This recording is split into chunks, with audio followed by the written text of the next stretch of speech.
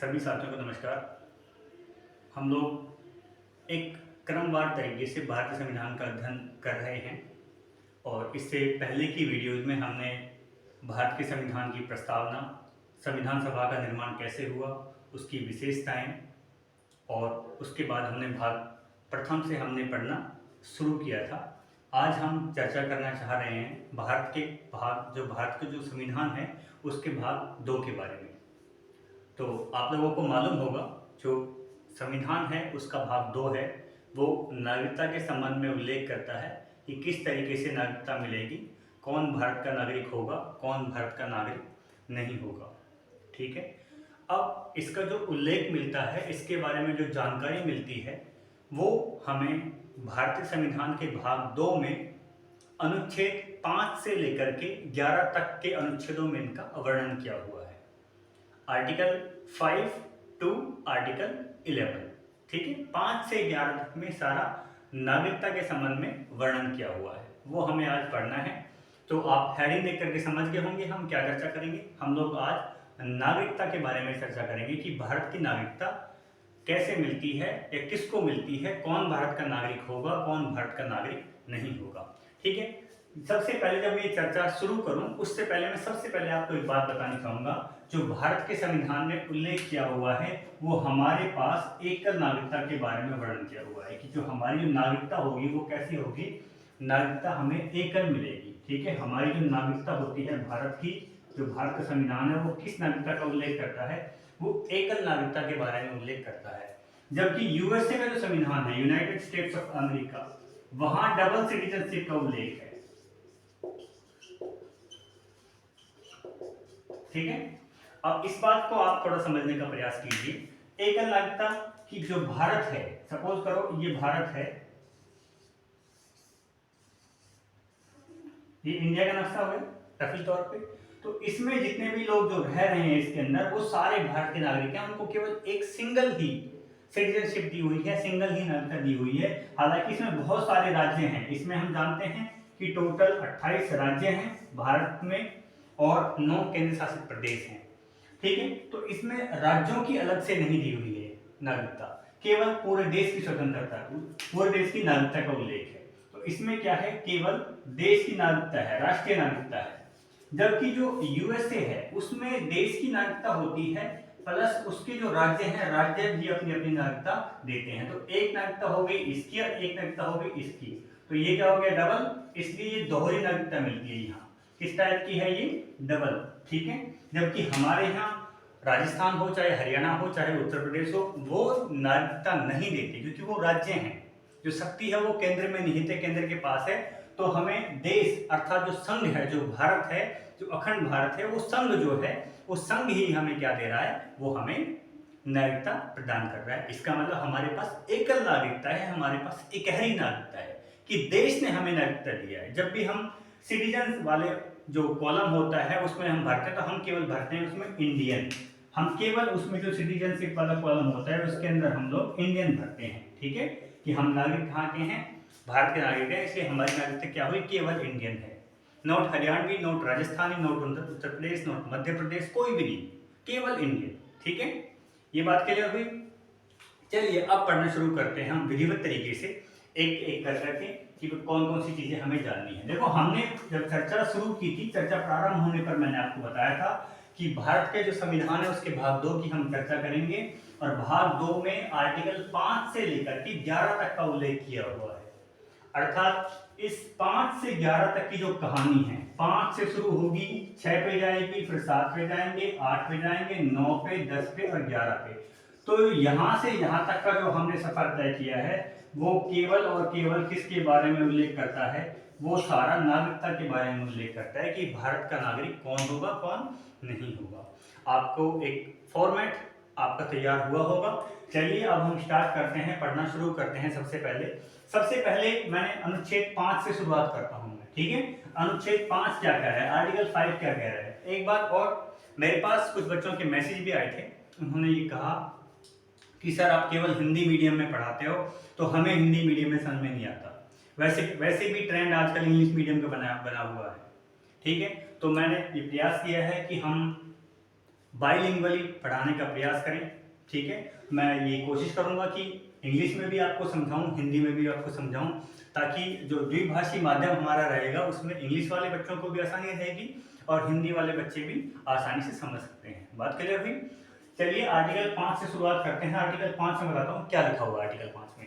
Article 5 ये कहता है कि भारत का नागरिक कौन होगा, ये भारत की नागरिकता किसे दी जाएगी, लेकिन कब से, जब हमारा संविधान लागू हुआ, क्योंकि संविधान ही तो हम लोग पढ़ रहे हैं। संविधान में ही तो भाग 2 में नागरिकता का जो संबंध है, नागरिकता के बारे में जो बताया हुआ उसको उल्लेख कर रहे हैं हम लोग।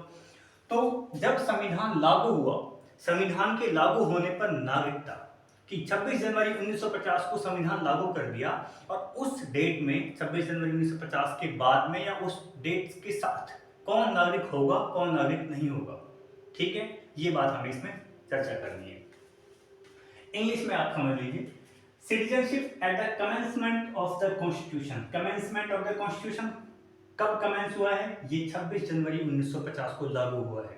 तो सिटीजनशिप कब?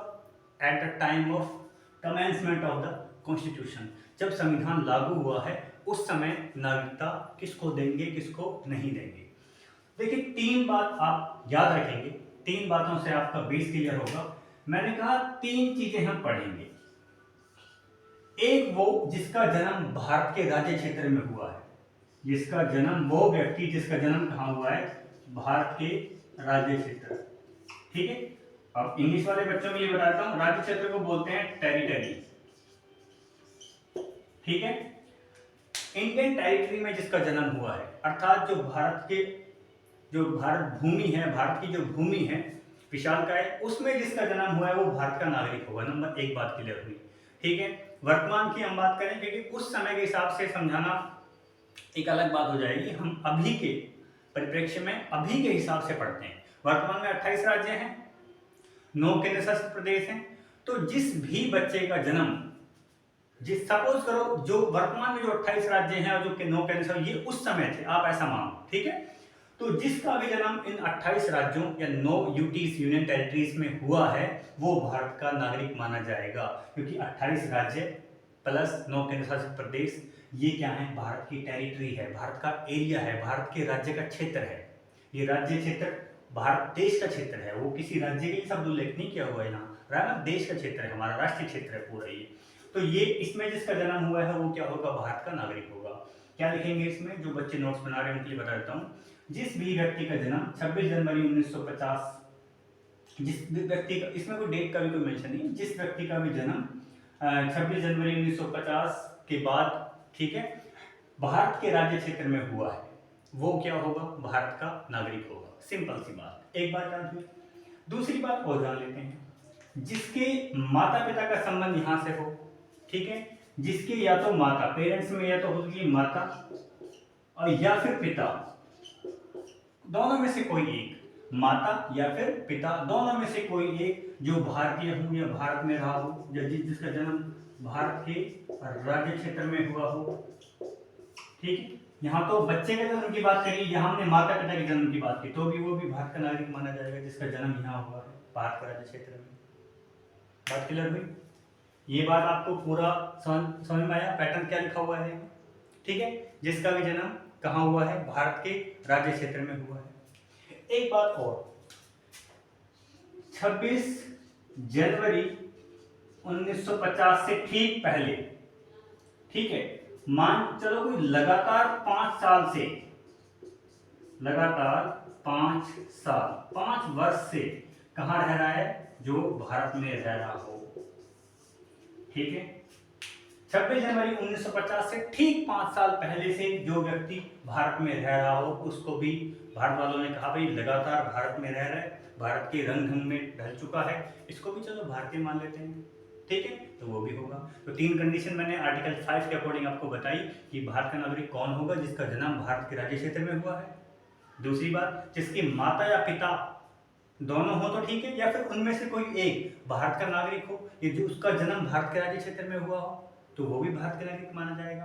तीसरा, जो संविधान लागू होने के ठीक 5 वर्ष पहले, ठीक है, तो 1950 से आप ये कह सकते हो कि ठीक 5 वर्ष पहले, तो सर हम कहेंगे 26 जनवरी 1945 से रह रहा हो, 5 साल का मतलब यही हो, 26 जनवरी 1945, वो भी क्या होगा, भारत का नागरिक माना जाएगा। तो ये हुआ आर्टिकल 5। ठीक है, चलिए अब आर्टिकल 6 की बात कर लेते हैं हम लोग। 6 में क्या कह रहा है? 6 में देखिए, 6 में आपको लिखा हुआ दिखाई दे रहा होगा शायद, देखिए 6 में लिखा हुआ है पाकिस्तान से भारत आने वालों की नागरिकता, कि जो पाकिस्तान चले गए थे वो जो भारत आए हैं। मैं एक छोटा सा मैथ के माध्यम से आपको समझाने का प्रयास करूंगा। ये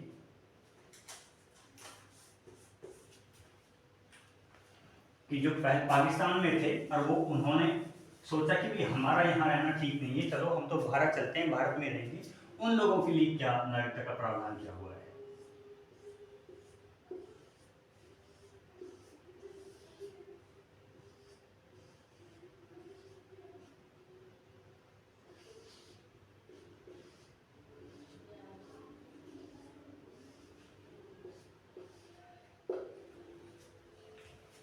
बात समझ आ रही है आपको?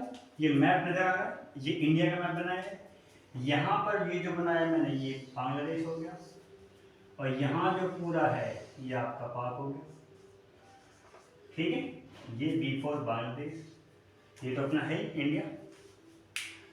आर्टिकल 6 क्या कह रहा है, इस बात को समझिए। आर्टिकल 6 में ये कह रहा है कि जो लोग पाकिस्तान में थे, क्योंकि जब बंटवारा नहीं हुआ था तो ये पूरा पैटर्न सारा का सारा जो मैप आप देख रहे कंप्लीट मैप यहाँ तक सारा भारत का राज्य क्षेत्र था। ठीक है, ये सारा का सारा क्या था, भारत का राज्य क्षेत्र था, भारत देश था। जब बंटवारा हुआ, जब भगदड़ मची, लोग यहाँ से वहां आने लगे। ठीक है, जो हिंदू थे वो यहाँ आने का प्रयास करे, जो मुस्लिम थे वो यहाँ जाने का प्रयास करे थे।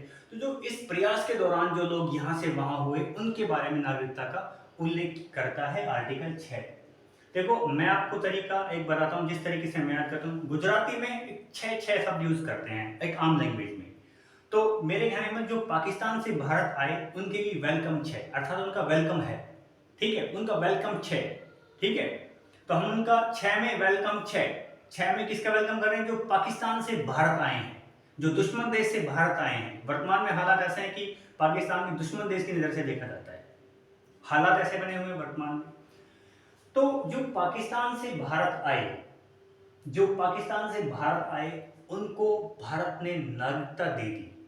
ये बात आर्टिकल 6 में लिखी हुई है। आर्टिकल 6 ये कहता है कि जो पाकिस्तान से, अभी बांग्लादेश बना है, पहले ये पूर्वी पाकिस्तान था, ये भी पाकिस्तान था, ये भी पाकिस्तान, ये भी पाकिस्तान, दोनों पाकिस्तान थे। तो आर्टिकल 6 ये कहता है कि जो कहां से आए हैं, जो लोग पाकिस्तान से भारत आए हैं उनको भी हम नागरिकता देंगे। किसके अनुसार देंगे, आर्टिकल 6 के अनुसार। हमारे पास कोई संवैधानिक तथ्य, हमारे पास कोई संवैधानिक मजबूती है इस संदर्भ में, हम कहेंगे बिल्कुल है। आर्टिकल 6 ये बात कहता है कि जो उस समय पाकिस्तान से आए थे उनको हम भारत की नागरिकता देंगे। ये आर्टिकल 6 में हो गया कि कहने का मतलब जो लोग यहाँ से यहाँ मूव कर गए, आर्टिकल 6 उनकी बातों का वर्णन कर रहा है। ठीक है, बात समझ आ गई आपको? 5 क्या कह रहा है, जो इंडिया के अंदर जिनका जन्म हुआ है वो लोग भारत के नागरिक मान जाएंगे। आर्टिकल 5 में पढ़ा है हमने कि किस तरीके से 26 जनवरी 1950 के बाद में जो भारत का नागरिक है उसको हम नागरिकता देंगे। तो ये पाकिस्तान से जो भारत माइग्रेट हुए हैं, जो पाकिस्तान से भारत के अंदर आए हैं, उनकी नागरिकता के बारे में आर्टिकल 6 में उल्लेख किया हुआ है। ठीक है, चलिए अगला आर्टिकल पढ़ते हैं।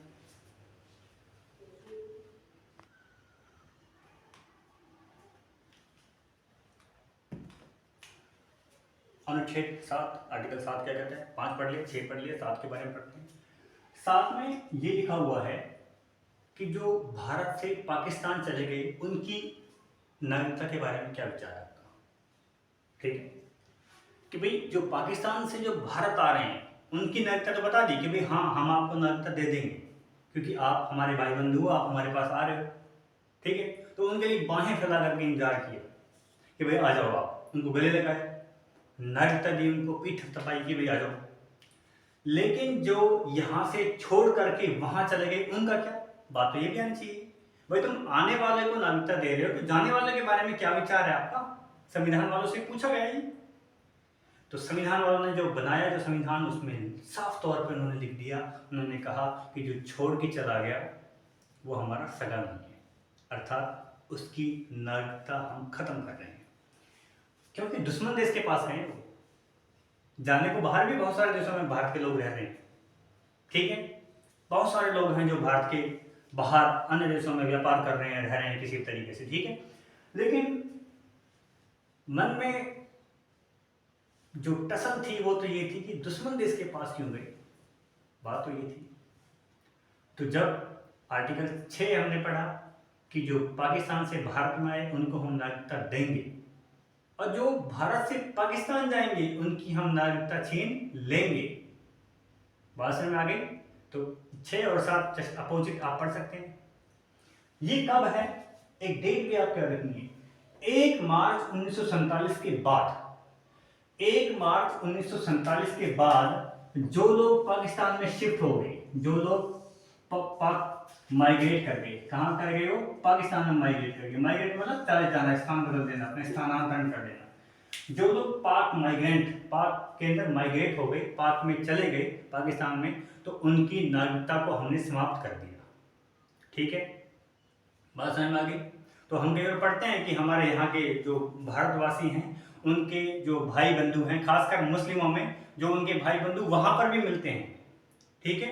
हिंदुओं की आबादी वहां काफी कम है, हिंदुओं में भी मिलते होंगे ऐसा केस, तो वहां कुछ परिवार वहां शिफ्ट हो गए, तो उनकी नागरिकता हमने यहाँ से समाप्त कर दी, खत्म कर दी।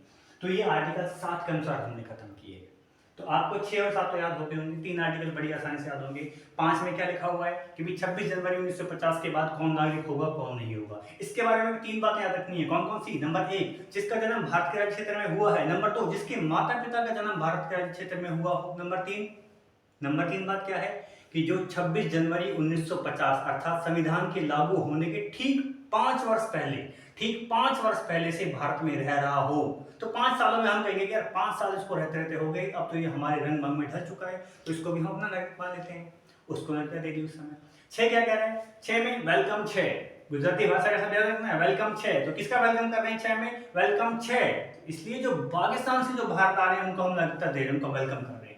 साथ में क्या कर रहे हैं? साथ में हमारा साथ नहीं दे रहे, हमारा साथ छोड़ करके जो जा रहे हैं उनकी नागरिकता हम छीन रहे हैं, ठीक है। उनको बोल रहे हैं कि भाई तुम दुश्मन देश में जा रहे हो, तुम दुश्मन देश में जाके जा चुके हो, इसलिए अब तुम हमारे यहाँ आने के काबिल नहीं हो, हम आपकी नागरिकता लेते हैं, आपसे छीन लेते हैं, ठीक है। ये साथ में बात हो गई।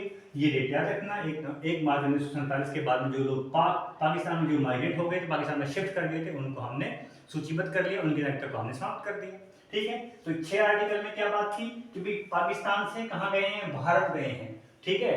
साथ में क्या हो जाएगा? साथ में जस्ट अपोजिट हो जाएगा, साथ में जो आए हैं, ठीक है। साथ में क्या हो जाएगा? जो पाकिस्तान में आए हैं भारत, ठीक है। तो साथ में हमने नागरिकता को छीन लिया है, यहां नागरिकता हमने दे दी है 6 के अंदर, ठीक है। चलो साथ ही साथ 8 वाले पॉइंट को पढ़ लेते हैं। 8 में क्या लिखा हुआ है, ठीक है। हमने आने जाने की बात कर ली, हमने संविधान जब बना है उस समय नागरिकता क्या होनी चाहिए इसकी बात कर ली। अब बात कर लेते हैं 8 में क्या लिखा हुआ है। 8 में जरा पढ़ के देखो, विदेश में रहने वाले भारतीयों की नागरिकता, कि जो विदेश में रह रहे हैं उनकी नागरिकता के बारे में क्या विचार है, उनकी नागरिकता का क्या उल्लेख किया हुआ है। आप देखो जरा, जो विदेश में रहने वाले, इस विदेश में वो राज्य क्षेत्र शामिल नहीं है जो पहले भारत का अंग था, अर्थात बांग्लादेश, पाकिस्तान, ये नहीं है। इनके अलावा जो भी देश बचे हुए हैं, इनके अलावा जो भी देश बचे हुए हैं, इसके आसपास जितना भी जो बचा हुआ है, इनको छोड़ करके, ठीक है, इनको छोड़ करके, एक्सक्लूडिंग दीज 2 रीजंस। तो जो भी क्षेत्र जहां भारत रह रहे हैं, भारत से बाहर, तो देखो बहुत सारे हमारे सिख समुदाय के लोग बहुत सारे कनाडा में, उसको तो मिनी पंजाब बोलते हैं या मिनी इंडिया बोलते हैं, है ना। उसके बाद में देखो जोहान्सबर्ग में बहुत बड़ी तादाद में भारत के जो लोग हैं वो रहते हैं, ठीक है। यूके में, यूएसए में बहुत सारे भारत के बाहर भारत के लोग रहते हैं। ब्रिटेन के तो प्रधानमंत्री भारतवासी हैं, भारतीय मूल के हैं वो, ऋषि सुनक जी, ठीक है। तो आप अंदाजा लगा पाएंगे कि भारत के बहुत सारी बड़ी तादाद में लोग भारत के बाहर रहते हैं। तो जो लोग भारत के बाहर रहते हैं, कहीं ना कहीं रक्त संबंध कहें या कहीं ना कहीं लगाव तो उनका भी भारत से है, बिल्कुल होना भी चाहिए। तो जो भारतीय मूल के जो नागरिक हैं उनकी नागरिकता के बारे में क्या ख्याल है, ठीक है, उसका विचार कर लेते हैं। तो वो आर्टिकल 8 में वर्णन किया हुआ है। आर्टिकल 8 क्या कहता है कि जो विदेश में रह रहे हैं उनकी नागरिकता क्या होनी चाहिए। इंग्लिश में पढ़ लीजिए आप, citizenship of certain person of Indian origin. देखो इस शब्द पे जोर डालना है आपको, 8 में आपको इस शब्द पे जोर डालना है बहुत ज्यादा, जो ये इंडियन ओरिजिन लिखा हुआ है कि जो भारतीय मूल के, आप कहेंगे कि भारतीय मूल के, ठीक है। कुछ बच्चों को मूल शब्द ना समझ में नहीं आता। मूल का मतलब होता है जड़, जैसे पेड़ होता है, पेड़ की जड़ होती है, तो इसी प्रकार इस मूल का तात्पर्य कि जब अभी वो लोग भारत के बाहर रह रहे हैं, उनके माता पिता, दादा दादी, परदादा परदादी वो तो भारत के होंगे, अर्थात उनकी जड़ें तो भारत से मिली हुई हैं, मूल संबंध तो भारत से है। तो उन लोगों की नागरिकता के बारे में जो वर्णन किया हुआ है वो आर्टिकल 8 में सारा आता है, ठीक है। इसका मतलब इनको छोड़ करके, इन दो रीजन को छोड़ दें, उसके बाहर जो भारत से बाहर जो लोग रह रहे हैं, ठीक है, चाहे वो श्रीलंका में रह रहे हैं, चाहे वो ब्रिटेन में है, चाहे वो यूएसए में है, तो उसमें आर्टिकल 8 का वर्णन आ जाता है। आपका आर्टिकल 8 में क्या लिखा हुआ है, ठीक है, ये बात समझ में आई। चलिए अगला आर्टिकल पढ़ते हैं अब हम।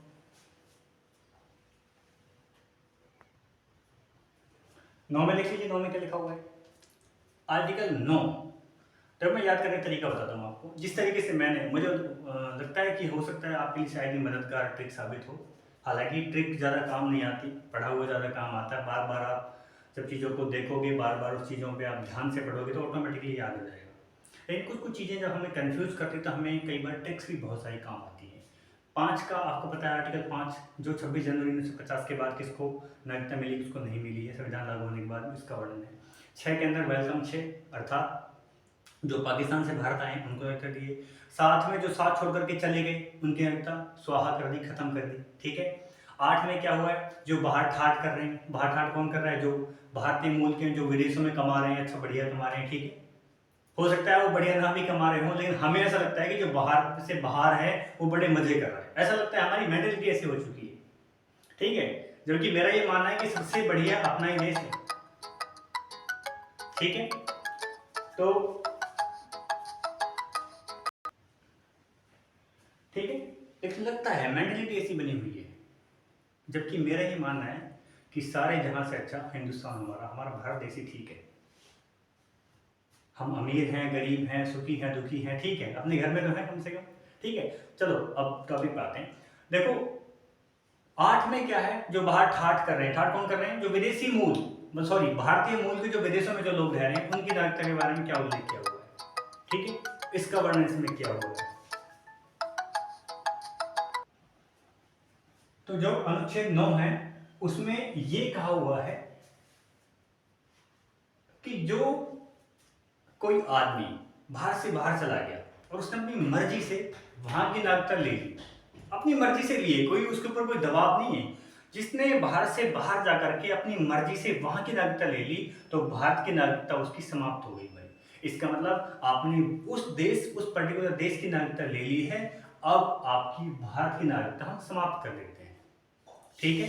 ये उल्लेख किया हुआ 9 में, अर्थात जिन्होंने विदेश की नागरिकता ले ली उनके लिए नो एंट्री, 9 में नो एंट्री, नो एंट्री किसकी, जो जिन्होंने विदेश की नागरिकता ले ली, ये आर्टिकल 9 में। देखिए लाइनिंग क्या लिखी हुई है, यही बात जाननी है आपको आसान सी भाषा में, कि अन्य देश की नागरिकता लेने पर भारतीय नागरिकता खत्म हो जाएगी, समाप्त हो जाएगी। भाई जिसने बाहर की नागरिकता ले ली है उसकी भारतीय नागरिकता क्या है, खत्म हो गई है। इंग्लिश वाले देख लीजिए, वर्ड टू वर्ड पढ़ रहा हूं, people voluntarily acquiring the citizenship of a foreign country, लोग जिन्होंने स्वेच्छा से, अपनी इच्छा से ग्रहण कर ली है क्या, नागरिकता, कहां की, फॉरेन कंट्री, किसी विदेश की, will not be citizen of India, अब वो भारत के नागरिक नहीं होंगे, अर्थात उनकी भारत की नागरिकता यहीं से ही समाप्त की जाती है, ठीक है।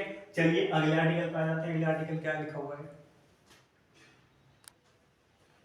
अगला आर्टिकल देखिए, ठीक है। 9 पढ़ा था, 9 के बाद 10 पढ़ते हैं। 9 में पढ़ा नो एंट्री, जिसने भारत के बाहर अर्थात विदेश की नागरिकता ले ली उसकी अब नो एंट्री। नो एंट्री का मतलब आ जा सकता है, आप मतलब समझिए, नो एंट्री का मतलब उसकी भारत वाली जो नागरिकता है वो खत्म हो चुकी, समाप्त हो चुकी है, ऐसे संविधान कह रहा है हमारा। आर्टिकल 10 क्या कह रहा है, आर्टिकल 10 में भारत के जो संविधान के अनुसार जो हमें नागरिकता मिली है, नागरिकता कैसे मिली, आर्टिकल 5 के तहत मिली। आर्टिकल 5 में लिखा हुआ 26 जनवरी 1950 में जिसका जन्म भारत में हुआ है, जिसके माँ बाप का जन्म भारत में हुआ, या 26 जनवरी 1950 से 5 साल पहले से जो भारत में रह रहा हो उसको नागरिकता या तो इस आधार पर मिली हो, या 6 वेलकम 6 जो पाकिस्तान से जो लोग भारत आए उनको नागरिकता दी हमने। तो जिस भी तरीके से हमें नागरिकता मिली, कुल मिला के हमें नागरिकता मिली, वो नागरिकता बनी रहेगी, वो नागरिकता बनी रहेगी, बशर्ते कि हम किसी भी देश की नागरिकता ना ले लें आर्टिकल 9 के तहत। ठीक है, तब तो समाप्त हो जाएगी, ऑटोमेटिक सी बात है। तो भारत की नागरिकता का बने रहना, ये बात कही इसमें। ऐसा नहीं है कि मान चलो अभी आप राजस्थान में रहते हो, अब राजस्थान से आप अपनी जमीन जायदाद बेच करके सारे आप उत्तर प्रदेश में शिफ्ट हो गए, तो ऐसा नहीं है आपकी नागरिकता खत्म हो जाएगी या समाप्त हो जाएगी, ऐसा नहीं है। ठीक है, ताउम्र आपकी नागरिकता बनी रहेगी। Indian is your citizenship and that will remains continue through out the life, वो रहेगी आपके पास में। तो नागरिकता का बने रहना उसको भी हटा नहीं सकता। ठीक है, अगर आप ठीक ठाक तरीके से रह रहे हो, अगर आप कोई संविधान का उल्लंघन कर रहे हो, संविधान का इस कदर उल्लंघन कर रहे हो कि कोई एक देश विरोधी कोई घटना को अंजाम दे रहे हो, तो तब तो आप उसके बारे में तो क्या ही कहें, आप समझ जाइए। लेकिन आपकी नागरिकता बनी रहेगी अगर आप भारत में रह रहे हो, आराम से कानूनों का पालन कर रहे हो, ठीक तरीके से रह रहे हो, तो बनी रहेगी, कोई समस्या नहीं। क्या कहता है, any person who is considered as a citizen of India, कोई भी व्यक्ति उसको भारत का नागरिक सिटीजन ऑफ इंडिया कंसिडर किया जाएगा under any provision of this part. Provision मतलब प्रावधान, प्रावधान आर्टिकल 5 में हमने प्रावधान पढ़े, क्या क्या चीजें थी वजह से हमें नागरिकता मिलेगी। 6 में of this part shall continue to be citizen, वो लगातार उसकी बनी रहेगी, वो लगातार क्या रहेगा, अपना भारत का नागरिक रहेगा। And will also be subjected to any law made by the parliament. ठीक है, और अगर संसद नागरिकता के बारे में कोई ऐसा कानून बनाएगा तो उस व्यक्ति के संदर्भ में भी कानून बनेगा, उस पर भी प्रभाव पड़ेगा। जैसे कि अभी सीएए का कानून बना था, ठीक है, 2019 में सीएए बना था, सिटीजनशिप अमेंडमेंट एक्ट। पहले वो बिल था सीएबी, जब उसको पास कर दिया लोकसभा राज्यसभा ने, राष्ट्रपति ने साइन कर दी, वो सीएए हो गया। ठीक है, कोई भी बिल जब लोकसभा राज्यसभा में पास होकर के राष्ट्रपति उस पर सिग्नेचर कर देते हैं तो उसके बाद वो एक एक्ट बन जाता है, जानते हो, हम लोग पढ़ेंगे आगे। तो ये बात हुई नागरिकता का बने रहना, नागरिकता आपकी ताउम्र बनी रहेगी। ये आर्टिकल किस में लिखा हुआ है, आर्टिकल 10 में लिखा हुआ है। चलो अब लगे हाथों आर्टिकल 11 में पढ़ लेते हैं क्या लिखा हुआ है। 11 में एक्चुअली में कोई खास बात नहीं है। 11 में लिखा हुआ है कि अगर नागरिकता के बारे में हमें कुछ कानून बनाना है, जैसे कि हमने कानून बना रखा था कि भाई जो पाकिस्तान से जो भारत में आएगा उसको हम नागरिकता देंगे, उस संदर्भ में उस समय बनाया था। ठीक है, 1955 में बना था नागरिकता संशोधन कानून आया था, पढ़ेंगे हम आगे उसके बारे में। कोई भी कानून जो कि नागरिकता के बारे में है, कोई भी कानून हो सकता है, बस उसका रिलेशन जो है वो किसके बारे में है, भारत की नागरिकता के बारे में। तो उसको बदलना है, उसमें कुछ फेरबदल करना है, उसमें कुछ चीज ऐड करनी है, ठीक है, वो सब वो अधिकार किसके पास है, वो अधिकार केवल और केवल संसद के पास में है। यही बात आर्टिकल 11 कहता है, जो कि नागरिकता वाले भाग का अंतिम अनुच्छेद है। तो अनुच्छेद 11 समझे क्या कह रहा है। अनुच्छेद 11 में क्या लिखा हुआ है, अनुच्छेद 11 में लिखा हुआ है कि संसद को यह शक्ति दी गई है कि वह नागरिकता संबंधी विधि बना सके। इसका मतलब क्या है कि संसद का यह अधिकार है कि वह नागरिकता संबंधी कानून बना सके, कोई विधि बना सके, विधि भी कानून को ही बोलते हैं, नागरिकता संबंधी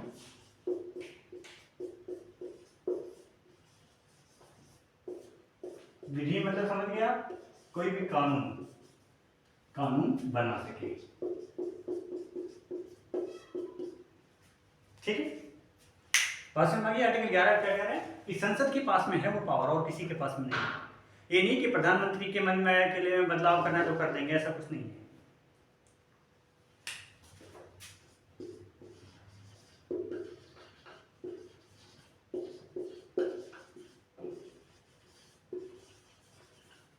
लिखा हुआ है parliament to be regulate the right of citizenship by law, the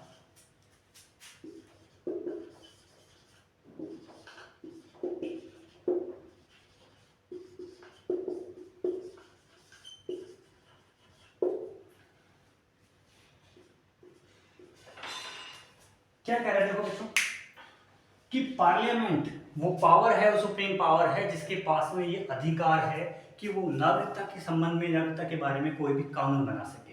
तो ये पावर किसके पास में? ये पावर केवल और केवल पार्लियामेंट के पास में। किसके बारे में? कि जो भारत की नागरिकता है उसके बारे में कोई लॉ बनाए, कोई कानून बनाए, वो अधिकार, वो पावर, वो राइट किसका है? केवल और केवल पार्लियामेंट का वो राइट है। ठीक है, किसका है? संसद के पास में वो शक्ति है। क्या बनाने का? नागरिकता संबंधी कोई भी कानून बनाने का। तो ये संसद के पास में शक्ति, इसका उल्लेख किया हुआ है, संसद की पावर का उल्लेख किया हुआ है। ठीक है, अब आप टाइम नोट कर लीजिए, विद इन 1 मिनट हम सारे आर्टिकल पढ़ लेंगे 5 से लेकर 11 तक के। देखो 5 में क्या लिखा हुआ है? 26 जनवरी 1950 को जब संविधान लागू हुआ है उस समय भारत की नागरिकता कौन लेगा? 3 प्रकार की हमें मिलेगी। जिसका जन्म राज्य क्षेत्र में हुआ है भारत के में, जिसके माता पिता का जन्म राज्य क्षेत्र में हुआ हो भारत के में। तीसरी बात, जो संविधान लागू होने के ठीक 5 वर्ष पहले से भारत में रह रहा हो। आर्टिकल 5 खत्म। 6 की बात करते हैं। 6 अर्थात वेलकम थी, जो पाकिस्तान से भारत में आए हैं उनको हमने गले लगाया, उनको कहा भाई हम तुमको नागरिकता देंगे। ठीक है, उसके बाद 7, जो हमारा साथ छोड़ करके चले गए। साथ छोड़ करके कौन चला गया? जो पाकिस्तान चले गए, दुश्मन देश में चले गए, उनकी नागरिकता को हमने क्या कर दिया? उसको नागरिकता को हमने क्रॉस लगा दिया, खत्म कर दी उसकी नागरिकता।